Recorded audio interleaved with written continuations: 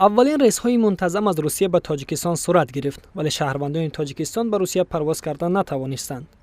شب 3 اپریل از مسکو به دوشنبه اولین هواپیما پرواز کرد که با این یک ساله علاقه هوایی بین دو دولت باز شد. هواپیمای شرکت روسیه‌ای 258 نفر را به تاجیکستان رسانید. میان آنها اساساً مهاجران مهنتی نیز بودند. بعضیشان زیاده از یک سال از دیدار نزدیکان محروم بودند. مسافران میگویند چیپتا را با نرخ قریب $150 دسترس کردند. تا این دم از روسیه تنها خط‌سیرهای چارتری پرواز میکرد که قیمتشان چندین مرتبه گرانتر از این بود و بسیاری ها امکانیت خریدن چیپتا را نداشتند. همه سوز، همه خوب. اومدم وقتم خوشی در وطنم. مادر ما خبر میگیرم، با پرواز میکنم دیگه طرف. پیش پدر و مادر پیش خش تبارون نزدیک و خرسند میشه، یا رفیق و برادران رو میبینی خرسند میشه. اکول نومالوم اکاوز یک فکری رفتنش نکرده سیموز وطن دا بستیم کو. اخیراً مقامات تاجیک به نرخگذاری چیپتا محدودیت گذاشت. شرکت‌ها برای آمد و رفت هواپیمایشان برای مثال به سمت مسکو دوشنبه مسکو نباید زیاده از $500 نرخ گذارند. یعنی اگر قیمت پرواز از روسیه به تاجیکستان $350 باشد، هنگام بازگشت هواپیما به روسیه چیپتا باید $150 ارزش داشته باشد. و همین طور قیمت چیپتا برای پرواز با همین هواپیمای یوتر $350 ارزش داشته است.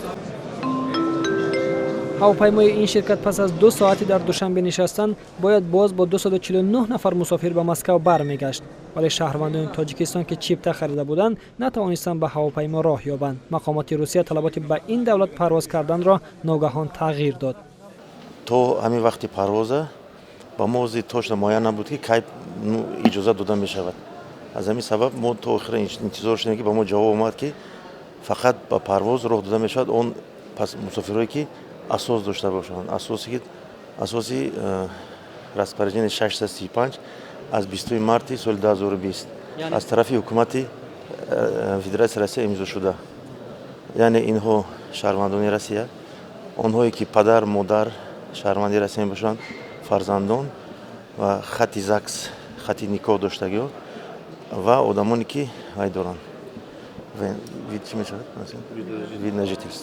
خط‌سیر یوتر با همگی چند نفر به مسکو برگشت که آنها شهروندی یا اجازه اقامت در آن کشور را داشتند، ولی نماینده شرکت کفالت داد که پول مسافران بازمانده نمی‌سوزد.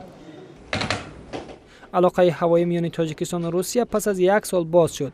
رفت و آمد ماه مارت سال 2020 بر اثر پاندمی بسته شده بود. 75% مهاجران مهنتی تاجیک نتوانستند به کار سفر کنند. انتقال مبلغ به تاجیکستان طبق ارزیابی‌های مختلف از 6 تا 50% کاهش یافت. امام علی سعیدزاد، بحرالدین دولتوف، آسیا پلوس.